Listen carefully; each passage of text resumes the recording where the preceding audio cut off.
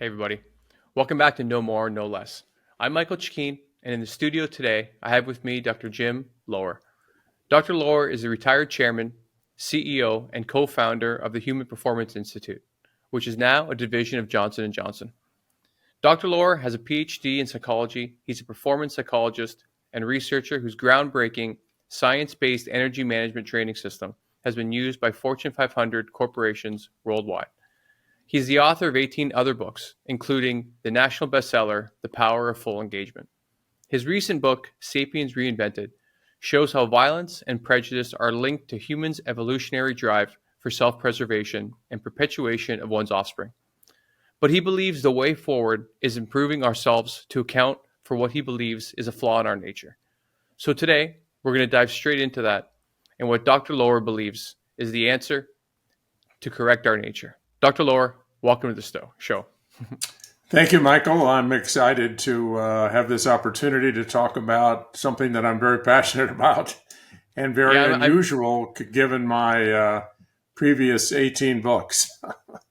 Interesting. Okay. Well, before we get into Sapiens Reinvented, your career has been quite storied about improving human performance. So in that, what do you believe is some of the core elements that might be holding all of us back cognitively from elevating our performance in any field? Well, maybe I should just say that I've had an unusual opportunity. I feel very grateful for the opportunities I've had to be in these high performance arenas.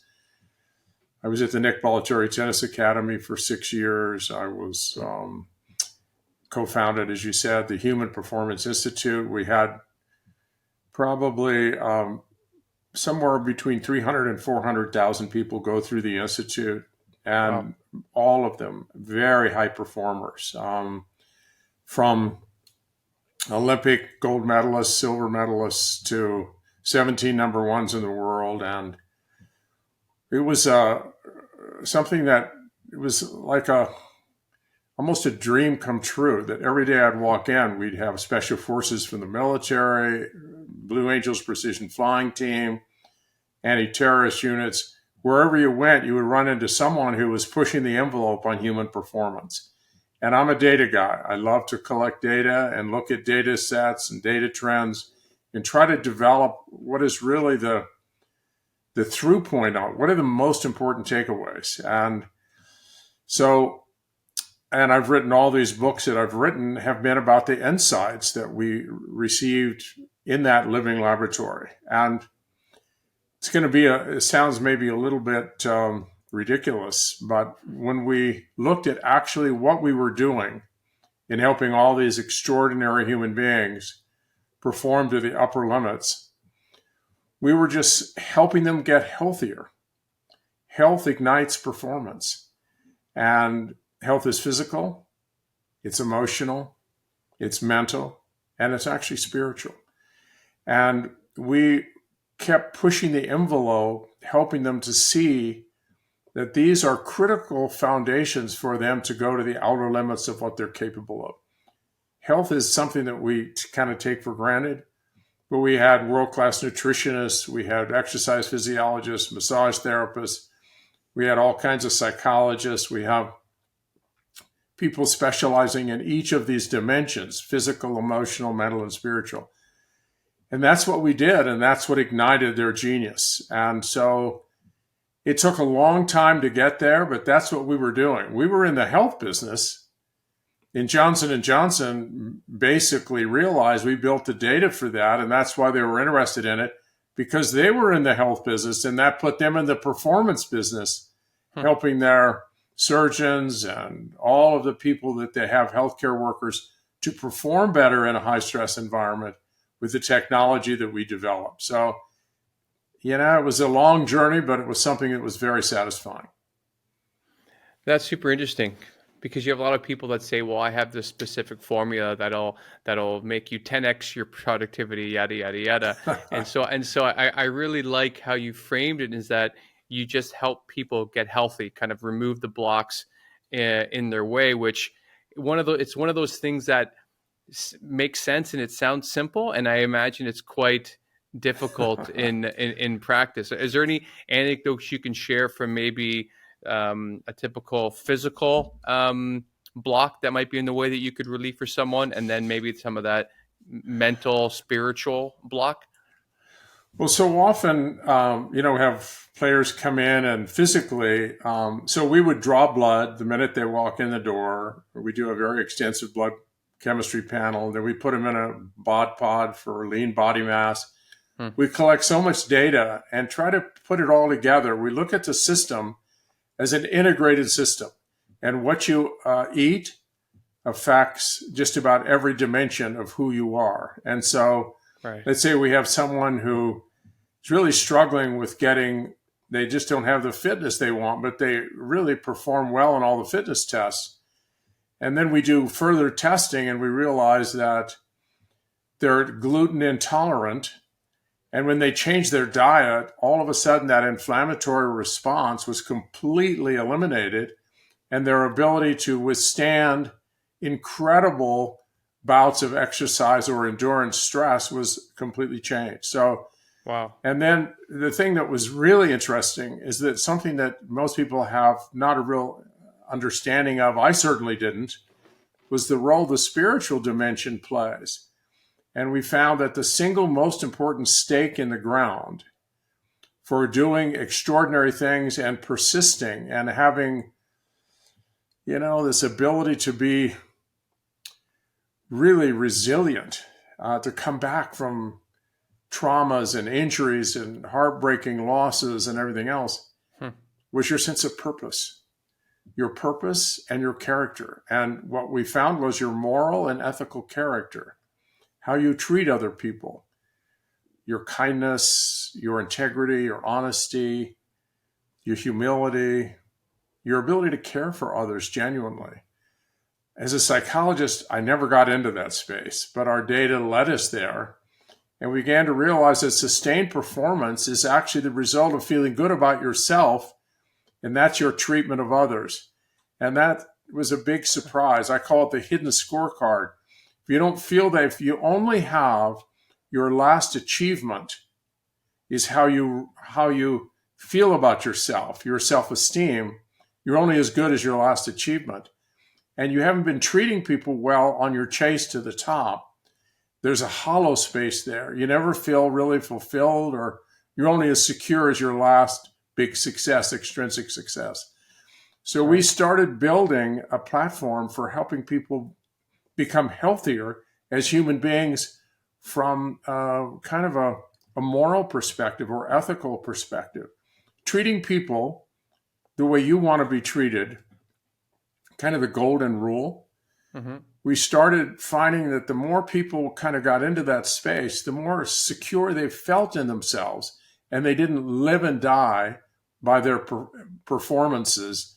And they actually were more relaxed. They didn't get these levels of cortisol as high because Right. they felt like a good person. And if they lost, they were doing the things that they felt were important. And there was a bigger game, the game of life, that actually mattered more. That is fascinating because obviously these are things that are going around now in social media and online a little bit about how we treat ourselves and self-care and the importance of it, obviously for just mental health to live your life day to day. But I've never heard it linked to performance because obviously Uh, you have the barriers of physical performance, whereas you've strained a calf, you've rolled an ankle, right. things like that. But we've never heard, at least I've never heard really so much data on that. If you're treating yourself better and you're treating your people around you better, you're more likely to have a higher level of, I guess, mental resilience in athletic performance. I guess in business performance as well. Is that what you're saying? Yes, you're not as vulnerable. You're not as fragile. You have a core sense Right. of value that isn't dependent on how you do today. As long as you control the things you can control, winning and losing is generally out of your control. But the way Right. you treat others is always within your control. And your sense of esteem, your sense of value, your sense of being a worthwhile person is connected clearly and directly to your treatment of other people. And that is an evolutionary marker that those who went off on their own and did their own thing Mm-hmm. um, often didn't survive. People came together and depended on one another. And the more you cared for one another when you were in trouble, the early man found that you had a much better chance of surviving mankind when you actually, that's why we're a tribal species. We tend to want to connect to others so that we don't have food, someone has food. When someone's sick, you have an interdependency. And that when you go off on your own, you're counter to the way our species has survived for thousands of years. So I think there is a marker there. I call it the hidden scorecard, that your treatment of others Right. is directly connected to your sense of value and your sense of worthwhileness. And what are you seeing in the people that you've studied that perhaps have a not optimal scorecard? Like what are you seeing for how their inner world is like and how they're showing up when they need to perform? Well, it's so interesting that you can get to the top and climb over dead bodies getting there. Sure. You don't care about others. You don't. All you care about is number one, and you're obsessed with achievement. And it's possible to become number one, but it's very difficult to feel after you've achieved it. You don't really feel that satisfied. Is that all there is? You Hmm. have this sense of hollowness, and then you got to win another gold medal and then another gold medal. You Right. never have the sense that I'm only as good as I've done on an international Olympic scale. Right. And that's where you're fragile. And then what we find is that people whose identity has become their score and it's all about them, they tend to have a lot higher level of stress hormones because there's so much more at risk. You're really risking your identity as a human being. If you lose to this turkey, who are you? Because you don't really have an identity apart from this. So you are more fragile. And you tend to be more alone. You suffer more loneliness. You suffer a sense of, what am I doing all this for? And what we found was that people who have what I would call a self-transcending purpose, a purpose for doing this that has much more to do about others than you, that you're really trying to be an inspiration for others. You're going to make a difference, as Andre Agassi did when he repurposed his career. He built schools for young developing boys and girls to give them a chance at upgrade, up living, and really trying to develop a sense of upwardly mobile hope in the world, to give them an education they would never have gotten. Hmm. That would have been something that would have been outside the scope of what we would think of as performance psychology. Right. But that's what was the difference for him. And he went back to number one in the world, and he developed a relationship at his Hall of Fame induction. He had a lot of the folks who were in those schools get up and give testimony to the way these schools have. He had one in Las Vegas that changed their lives. Wow. And there was not a dry eye in the audience. I mean, and so what we've tried to do is to help people understand that life is much more than just about you. You can chase achievement, but more important than the chase itself is who you become as a human being and your treatment of others in your chase to the top. That's the ultimate victory. I love that, and I love that you used a tennis analogy in Agassi because he was notoriously, historically hard on himself and angry, always angry. I didn't know that he had turned around a little bit by, instead of chasing self worth, he chased what he was doing for those school systems. I mean, do you still follow tennis now? Oh, yeah. No, I work with many of the players on the tour now still. I Okay. would recommend to your listeners, if they haven't read it, Andre Agassi's book, Open. where It's on my list as well. In the next 6 months, I'm getting to that. I've wanted to read it for a you long time. will see how turning that around made the difference in his life. And he's just one example. We have multiple examples of this, and we applied that in every high stress arena, from the corporate world to Army Special Forces, which is much more obvious. They go in there for their country and to protect others who can't protect themselves. Hmm. But it's just, it's part of who we are. It's our DNA. And that is what led me to Sapiens Reinvented in a really kind of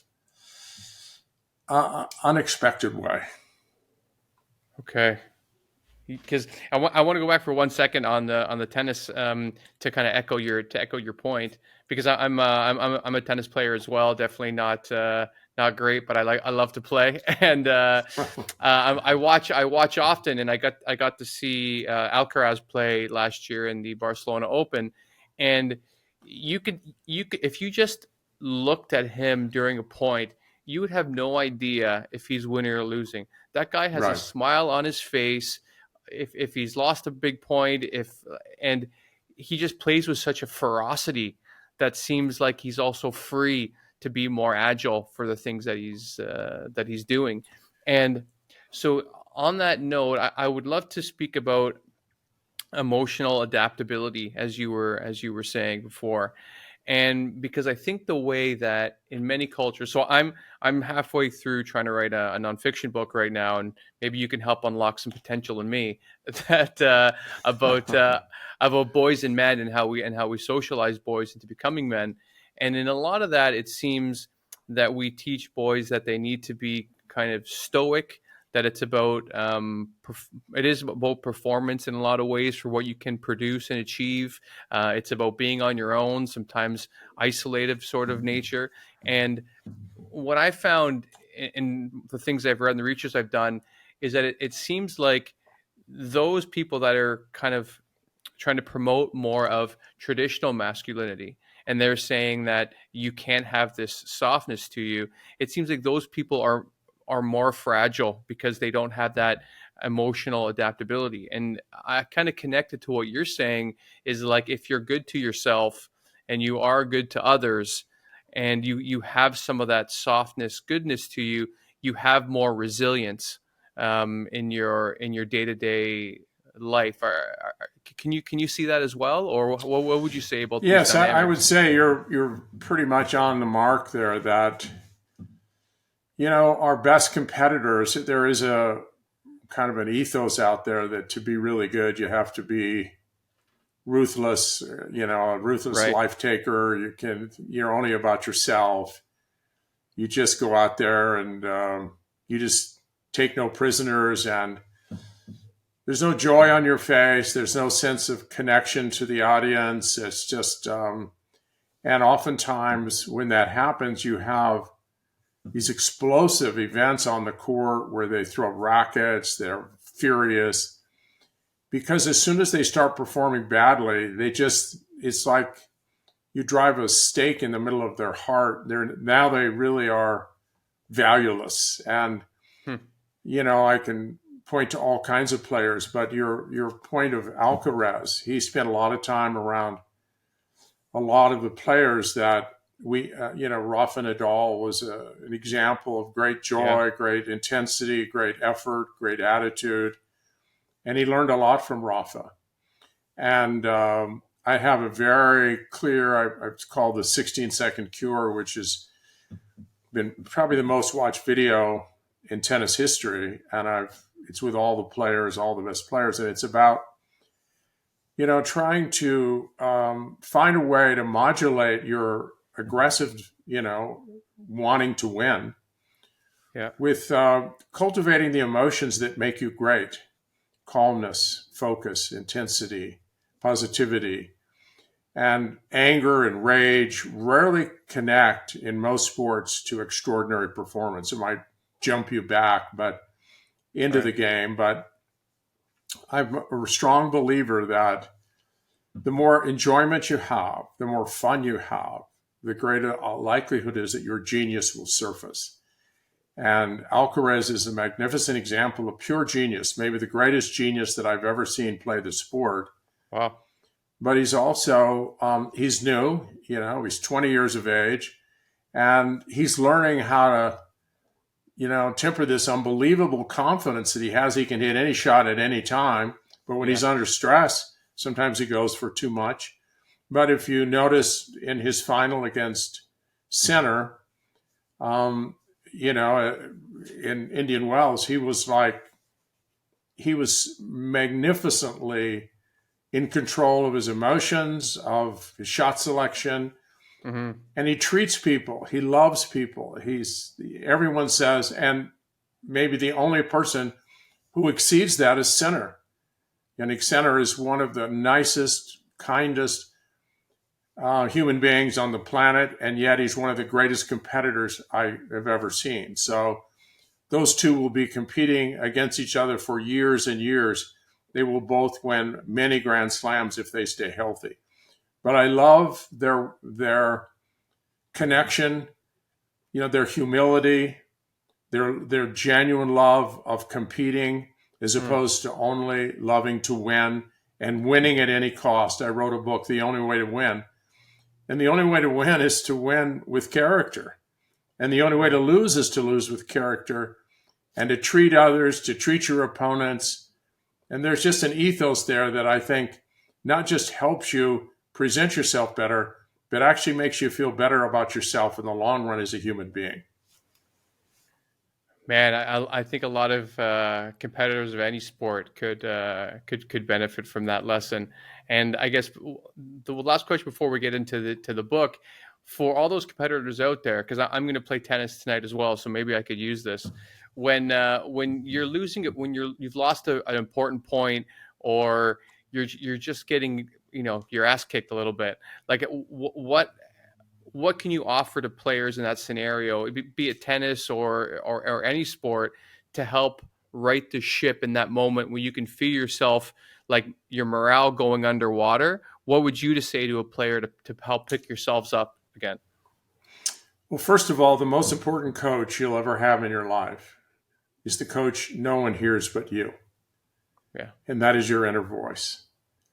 And your inner voice is running the show. So you got to train that voice to become an unbelievable coach to you, that if whatever your inner coach said to you were projected on a jumbotron for everyone to see, you would be proud, because it's the same thing you would suggest or give to someone who is your very best friend. And how would you coach them in that situation? So Right. you would not say, "You dumbhead, you're so stupid. How could you miss this easy shot? You are worthless." No, you would never say that to someone you deeply cared about. What you would say is, "Okay, reset." The most important context mindset is that you're out there to learn. And if you beat yourself up, you rarely learn. The brain locks in negative feedback much more powerfully than positive. So Hmm. you want to find a way to put this in a context that, hey, I didn't get it quite right. I'm not perfect yet. I got to continue to learn. I just say to you, whatever comes your way, use it to get better. Use it to inspire you to move to the next level and to realize you've got a long way to go. And it's the journey that will really help you to enjoy the game, as opposed to the final outcome, winning or losing, is rarely under your control. Great attitude, great effort, brilliant coaching between your ears. That's what you should be focusing on during play. Let the rest go, and whatever happens, happens, because you couldn't have controlled it anyway. You don't control the outcome. You only control the inputs that help the outcome that you want happen. I'm going to use that when I'm trying to write this book too. I think that both are great to speak to myself like I would speak to my best friend on the court, or and to try to help them, That's it. because I know, like, I like to be a cheerleader for my friends and teammates. And so, yeah, if I can make that switch, I can see that being super helpful. Thank you. It takes a while, but you'll get very good at it. And at the end of every match that you play, I would have you grade yourself A through F on 100% energy, effort, your best attitude, positive, constructive, and the most brilliant coaching advice that you could give yourself in those critical moments. And that's it. And that's how you grade yourself. Okay. I am going to do that. And is it so when I get super angry, I need to yell it out because I don't want to keep it inside. Is that healthy? And then I can move on. Well, I'll just give a anger, scream the and then fact keep that it's going. building up, you're human. But if you want to be a great player, you can't be normal. You have to Right. twist that in a way that actually says, oh, okay, I need to do this, or you think more strategically, you try to. But if you're having one out, if you allow yourself to throw your racket, and that felt good because you got a little dopamine release in that and it kind of reset. Now, the next time you get frustrated, you're going to want to throw your racket again. And all of a Okay. sudden, you've opened the door. And if you allow anger to come, and a lot of the anger is that you want everyone to know that you're much better than this. So it's actually to communicate, and nobody cares that you're better than this. That nobody cares. It's just about what you're able to do. No one really cares about your performance. It's about you and your Right. journey and what you're trying to do. So I would say your goal is to try to compete, and no matter what happens, find a way to tame the lion without putting out the fire. We need the fire. We need to have you in it, but you can tame that, and you can see Center, Alcaraz, you can see all these great players who are able to handle this, and that's your goal, independent of the outcome. And this will make you a better person because you're more in control, you're more resilient, you're more focused, and you're understanding what competition is all about in the ultimate sense. Okay. Thank you. And on that note, so through all of your years working with high performance individuals, do you, and just I guess looking over the breadth of your career, do you remember the moment that you realized that there was something new that led to this new book, Sapiens Reinvented? Like what was the main catalyst for this new concept that you found so important? I think it's been building for a long time. I mean, you can't be alive today and not see the carnage that's going on a worldwide basis in terms of the violence and aggression everywhere in the world. And I just continue to feel a sense of responsibility. Why is this happening? Who are we? Why do we have this violent, aggressive um, kind of predisposition in the world? And all these countries of the world now fighting with each other, and the carnage that's occurring, the tragedies, and on and on. So I decided to, and when I got into this moral space, I have 7 grandkids and I have 3 sons.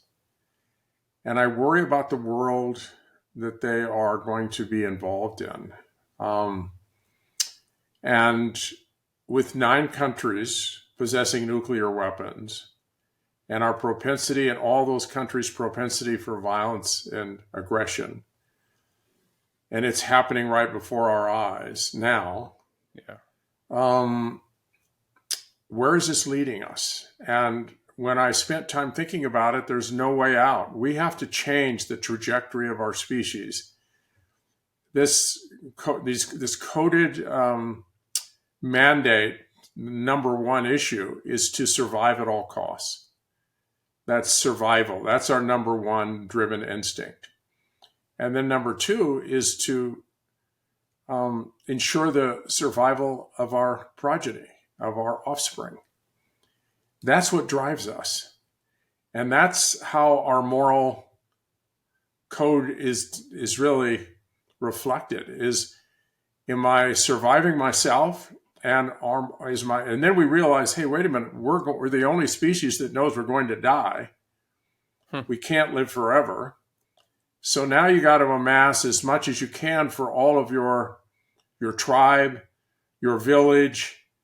And then we begin to look at when there's a competition for resources, and there often has been and still is, we give the highest priority to our own. So we start talking about us and them. And us, are treated differently. Compassion and warmth and love are reserved for our own group, special species. But and then we dehumanize those that actually are different from us. And once they're dehumanized, we can commit any atrocity in the name of morality, that we're actually cleaning up a parasite. Right. And we're preserving our own nation, tribe, and whatever we have to do, that's how we will judge ourselves and judge ourselves as a nation or tribe. If we protect ourselves and we thrive, even at the expense of others, even if it means some form of just horrific annihilation of a bunch of other people or units or tribes or nations, it's justified. So the deeper I got into this, the more intrigued I became and the more committed I was against trying to start a worldwide movement against aggression, violent aggression. And then I began, and I've been a student of neuroscience. I've been a student of, emotional training, and it's a big part of what we do in the performance arena and mental training. And so I started applying, well, what is a possible solution here? And are we lemmings going to the cliff, and that Homo sapiens will basically destroy itself? The book is about preventing Homo sapiens from destroying itself. And that's where we're headed. And it's pretty inevitable if we don't change, because we have weapons now. We're not throwing rocks and sticks. We've evolved now to weapons that are so unimaginably horrific. And we believe we can control the world as Hitler did. He felt he could control who lived and who died on planet Earth and develop the perfect species. But in that effort, the number of people that died and that suffered unimaginable horror under the guise of goodness. And so the book is about facing the truth about who we really are and how easily our morality is hijacked. And what the only hope I can see is with our youth, our children. This book is for parents, teachers, and coaches who have interactions with young people, because their brains are particularly amenable to training. And we have learned how to domesticate animals and pretty much eliminate their aggression, particularly canines. Yeah. And we need to, it's what I refer to it as a self-domestication process, where we domesticate our own species. And in place of that is it's really referred to as the empathy or compassion network, where we strengthen our connection to others, our caring and concern, empathy for others, our compassion for others. The more empathy you have for another human being, the less likely you will do anything that hurts them. And so there's been a lot of science behind this. A guy by the name of Simon Baron Cohen wrote a book called The Science of Evil. And he spent a lot of time looking at what the solutions, and his final take was it was consistent with what I ultimately believe was the answer. He said that the only answer to evilness is empathy. And it's really that walk in the shoes of others. Once you understand them, once you care about another human being, you're not likely to commit acts of violence, and you'll find another way. And so this program that's laid out, a 20-week program in the book, is about how do you train young people whose brains are very malleable and they're very plastic, to replace this innate coded mandate to answer problems with aggression, sometimes violent aggression, starting with your little brother and sister. And I now have a lot of families who are using it. And it's unbelievable the change that they report it's making in their children and their aggressiveness towards others, and most importantly, to their own siblings. We can train this, but we've never made it a big deal. We've found it to be a big deal with with canines, Yeah. and we've been pretty successful. But and with other species, with elephants and with horses, and we can pretty much eliminate this predisposition to fight and to survive at all costs and to use aggression and violence to win for Right. yourself and for your offspring. It's a big deal. It's a Yeah. big challenge. But for me, I felt compelled to write it, and I am hopeful that it may make a sliver of difference and maybe start a movement that could potentially catch fire worldwide, because I think it's our only hope, and we don't have a lot of time left. Yeah, a lot of that really resonates for me when I'm like looking at political violence that's out there right now, religious violence, and there's that old saying that no matter what we do, good people will always do good things, bad people will always do bad things. But the only thing that makes good people do bad things, normally they say, is religion. But I assume you could also swap that out with tribalism, because it doesn't matter if it's a religion or a country or a sports team. Sometimes like we're always trying to find ways to, in different ways, like you said, dehumanize people, and that takes us out of that entire empathy mindset that Circuit, you think is so is right? so is so important. So yeah, it's so interesting how our minds, if we're a part of a team, we have a tendency to want to dehumanize or demonize the opponents, Hmm. and we feel like because we're competing with them, that's the way it's supposed to be. Right. Well, you can also view that as that I want to be an unbelievable competitor. I want to bring out the best in my competitors. That means I've got to push them to another level. And that it's not about destroying my opponent. It's actually bringing the best out in me and bringing the best out in them.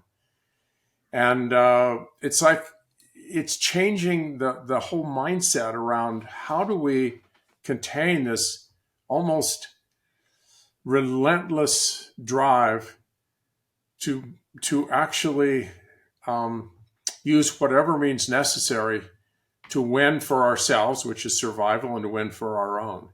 Mm. And it's I went down the rabbit hole when I looked at all the great authors who's had the courage to go in and just to kind of look at how horrific man has been to its own. It's almost, I'm not recommending, and I didn't do that hardly at all in the book. I could have written a 500-page book and described the horrors of what man has done to its own.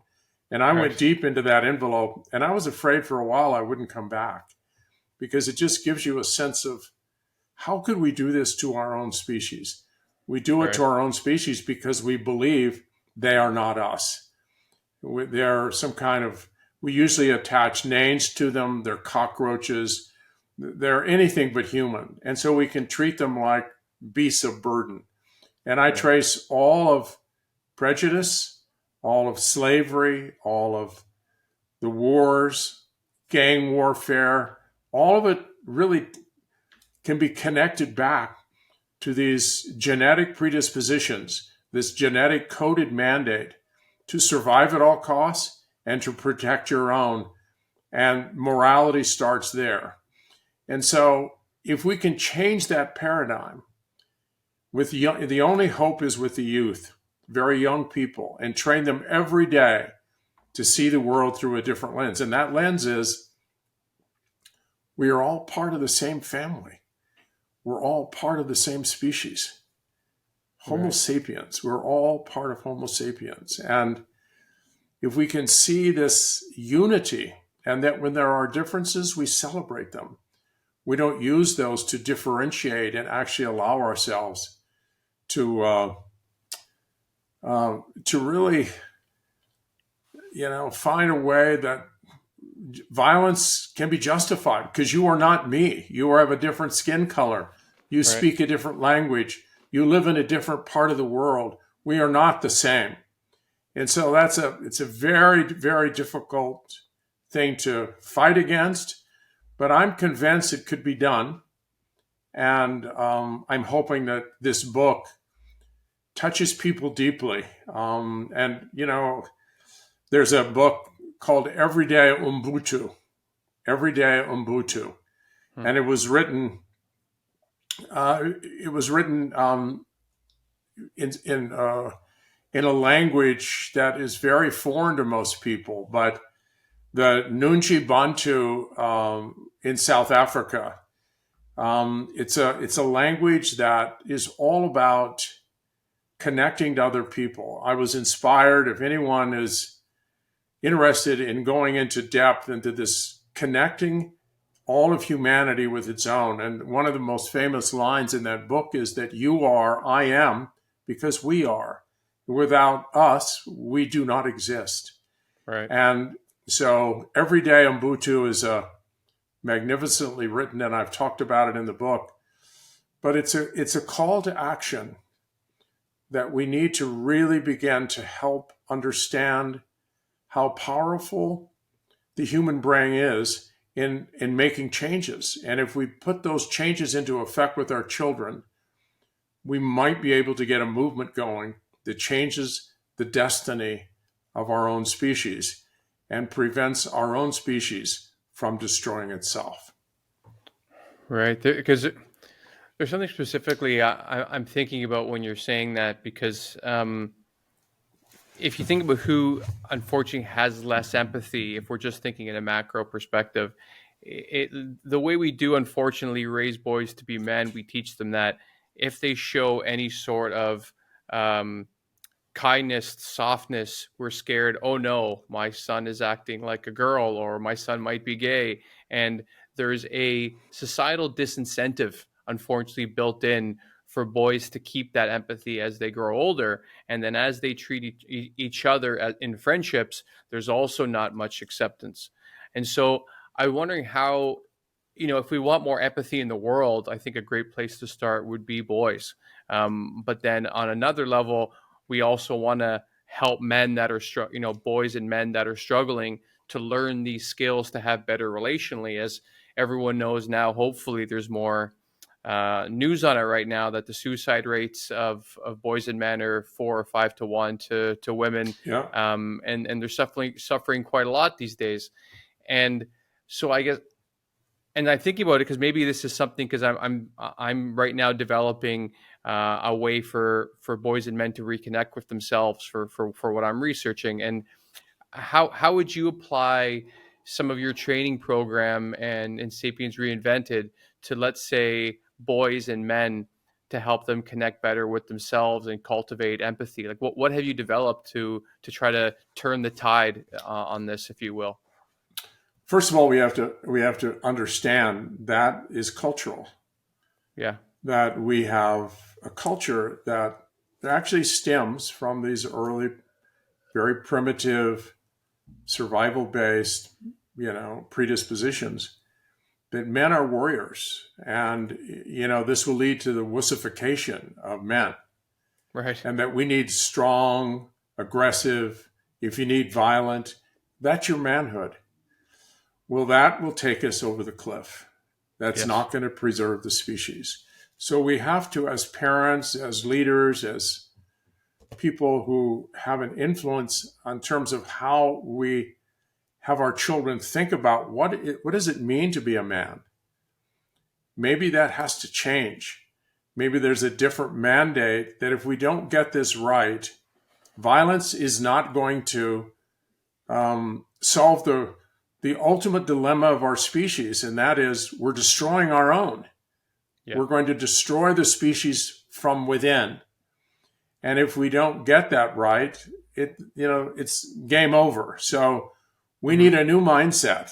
That strength and a warrior attitude is really a warrior in the sense of understanding other people, trying to find other ways of dealing with conflict other than violence, of caring, capacity, having this empathy circuit deeply woven into how you think, how you solve problems, how you resolve differences. And if that part of your brain is more active, it will actually operate this whole neural processing system for a different outcome. Right. And we are fighting a cultural system that, you know, you tend to father or mother the way you've been brought up. And we Hmm. have always kind of had this ethos that if you're a strong male, you don't take anything off of anybody and you stand on your own 2 feet and you're a tough guy and the Right. tough guy is going to win. Well, I'm not saying that's not necessarily true, but what does toughness mean? It's the ability to see solutions other than just simply violence and extreme aggressiveness. So um, it's a re education process, and that process has to take place every single day. And Yes. with parents, with teachers, with coaches, we need a new paradigm desperately. And what you're speaking of is real and it has to be addressed. But my highest priority is in raising children and young people to have a different way of dealing with these issues and understand the importance of caring, connection, and even mature competitors. We now see that may be the most important circuit you have for you to have a fulfilled and truly long, successful career where you're not living and dying by your last performance. Because there'll be a time when you don't compete anymore. And then Right. who are you? You're a zero. You have nothing to fall back on except yesterday's performance. Right. They say a lot of research has shown that the satisfaction that we have in our lives and the quality of our lives are greatly linked to our quality of our relationships. And like you said, how we treat people. So I can imagine that, you know, if you're living just how you think about yourself and your day to day, if you have close relationships with family and friends, you can probably have be a little bit more adaptable in your decision making. Whereas if you have, like you said, those cortisol levels, because maybe you do feel isolated, maybe you do feel friction from all these poor relationships that you're just fumbling upon in life, it would make it more difficult to make quality decisions every single day. Are you seeing that as well?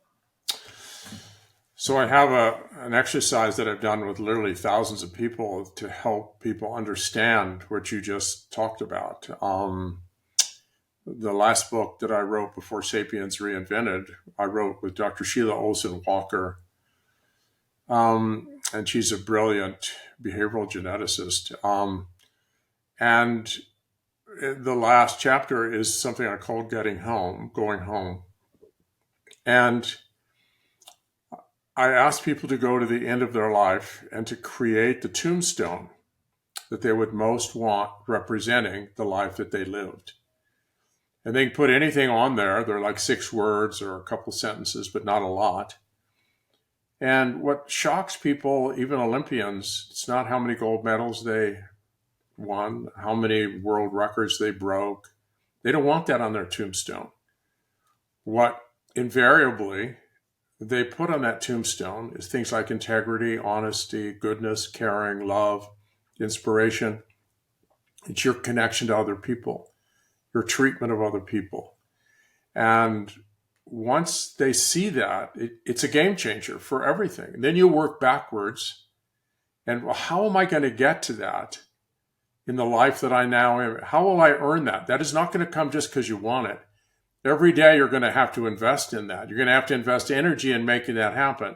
Hmm. And so you all the way, what can I do today so that my tombstone reads exactly the way I want it to read, and it's not phony. It's the real person I was when I was here. And Right. that is probably the single most powerful exercise in helping people understand what their purpose is, what their ultimate mission in life is. And I would encourage people to do it. It will shock you when you realize what is it you really want there, and all the energy you're putting into all this other stuff that you think is important will never make the cut.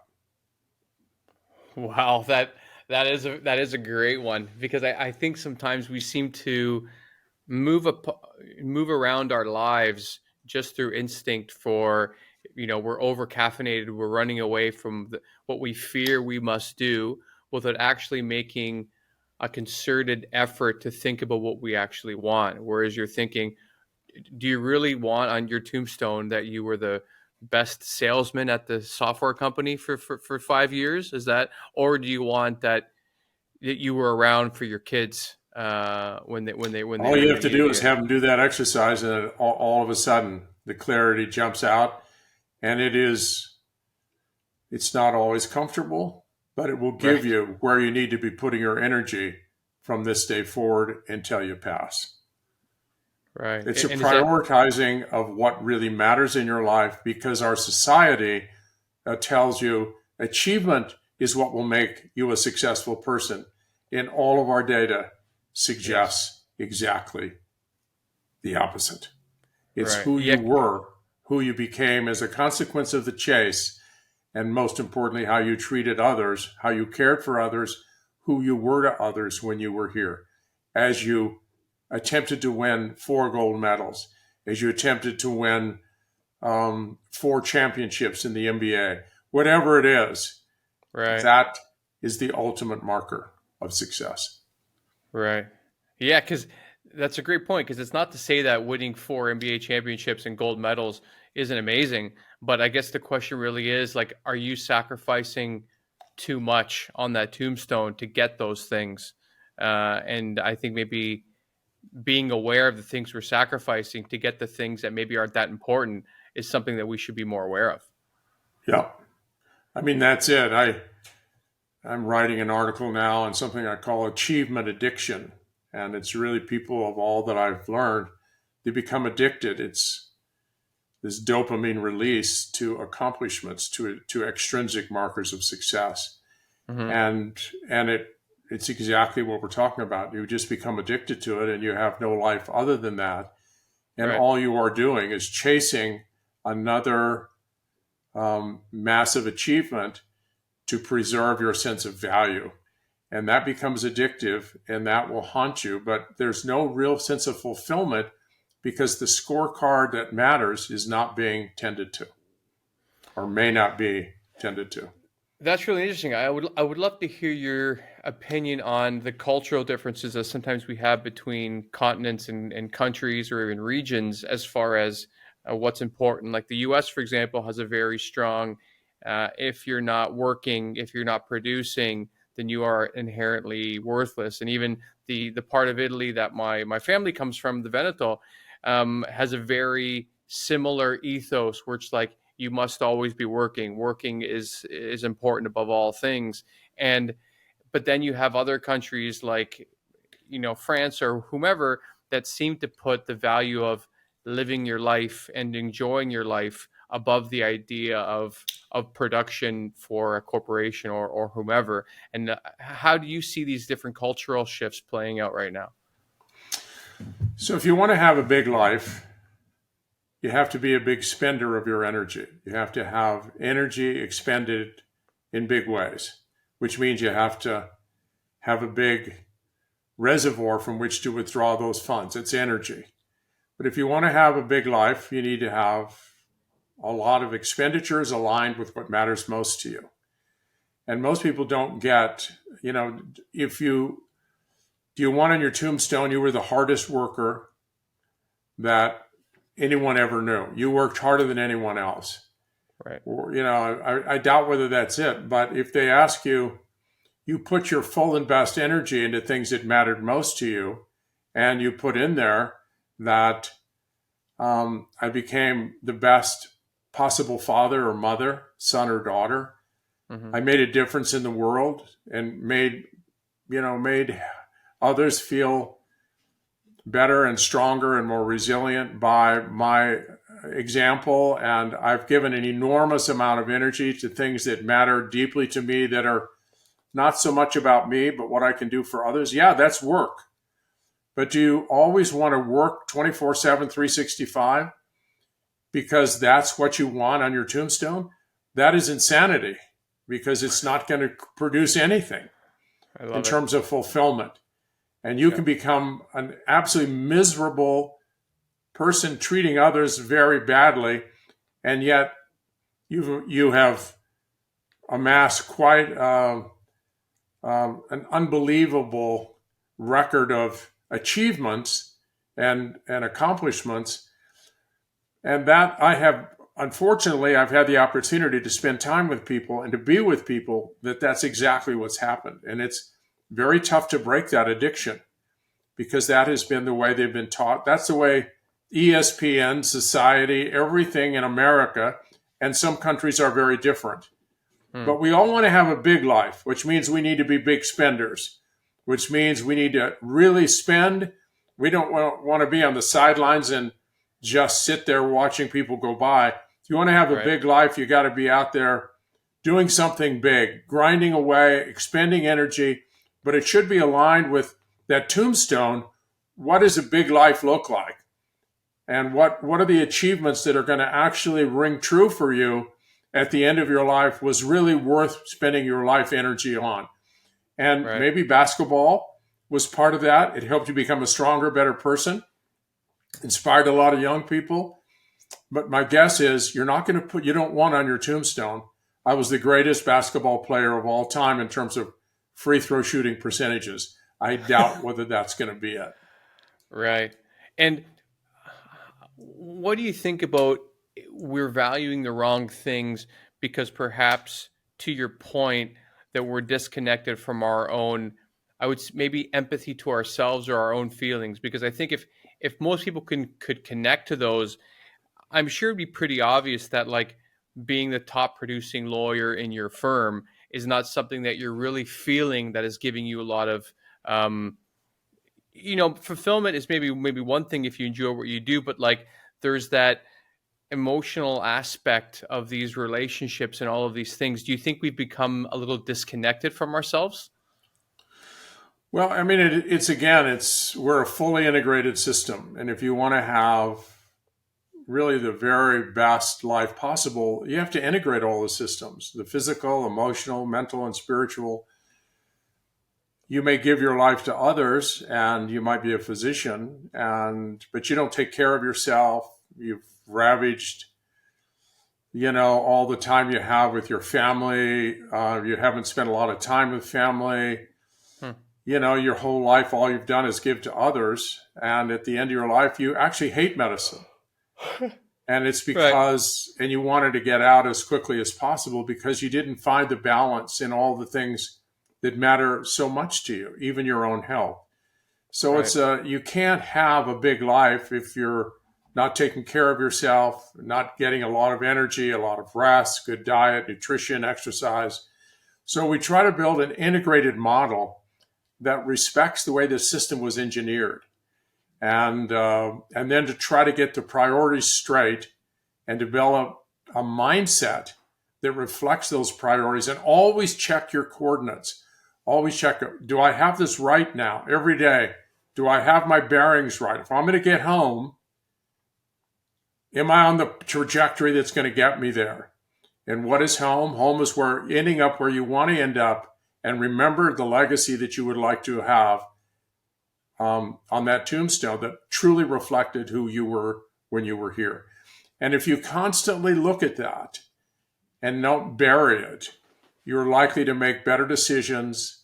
You're going to make the hard choices, and you're likely going to have a much more fulfilling journey as opposed to waiting for the end for a big hit. And Right. that might be an Olympic medal or getting into the Hall of Fame or whatever. And I mean, that to me it's a critical insight into the way the system is designed.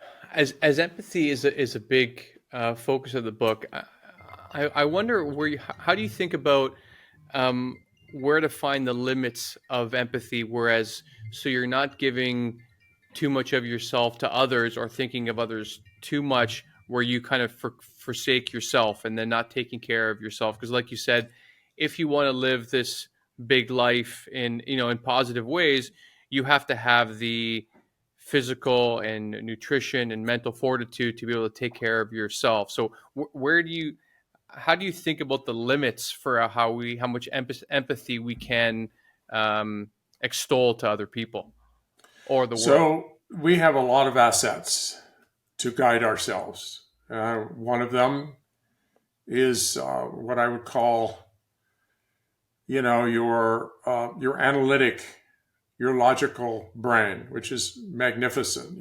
You've put all the facts on the table. You you look at the truth, the unvarnished truth. You try to get the things that are indisputable on the table that really represent the reality as best as you can get it. And then you have another asset is your heart, this compassionate circuit, empathy and warmth and caring and love. So what does your logical brain say? What does your empathy, what does your compassionate brain say, which is a very valuable circuit? What does your intuition say? There's an intuitive in your gut for thousands of years. Your gut has been honed to try to help you instinctively make the right move. So we have a lot of assets, and a great decision, you're going to tap into all of them. And then you're going to have what I would call this values-based circuit. And this is your getting home. This is your character. And if you put all those together and work them, you're going to come up with what I would refer to as a wise decision, the best decision you can make. If you're simply always on the emotional side, the empathy side, you can make maybe some really bad decisions because you didn't look at the whole picture.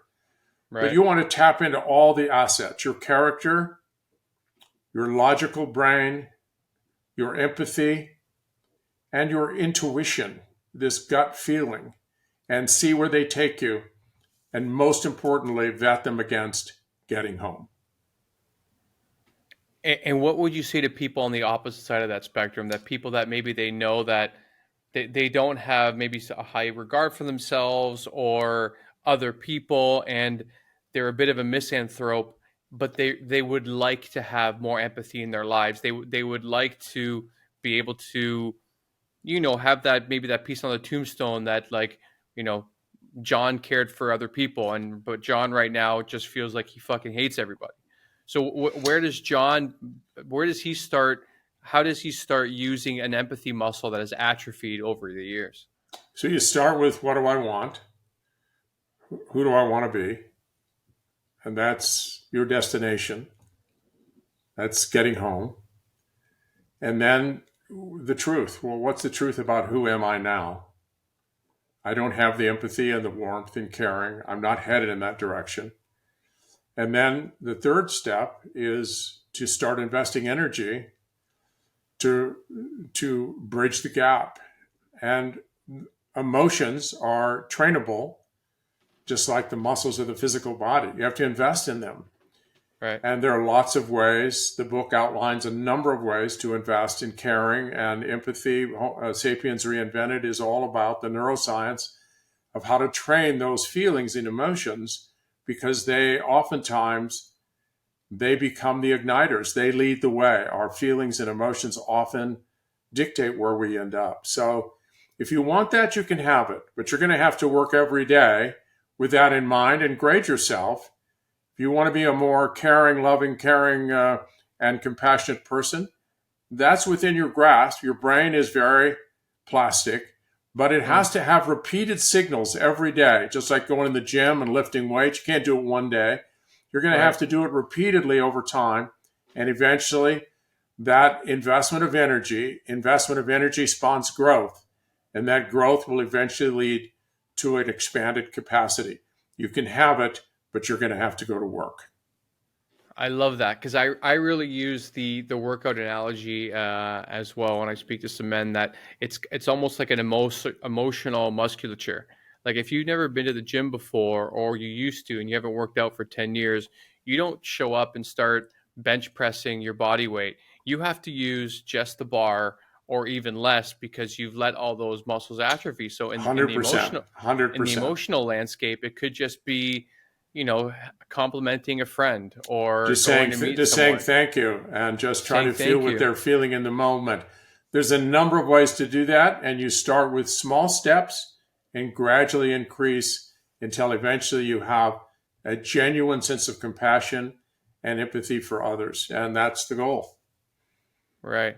You know what? Once because I started your book the other day, and I was really enjoying it, and I'm excited to get more into the 20-step program because I think it's maybe something that I could use for what I'm trying to build as a framework for boys and men as well. Is there anything that maybe we're missing that you'd like to share for people of why this empathy is going to cultivating this is really going to help us as a species save ourselves?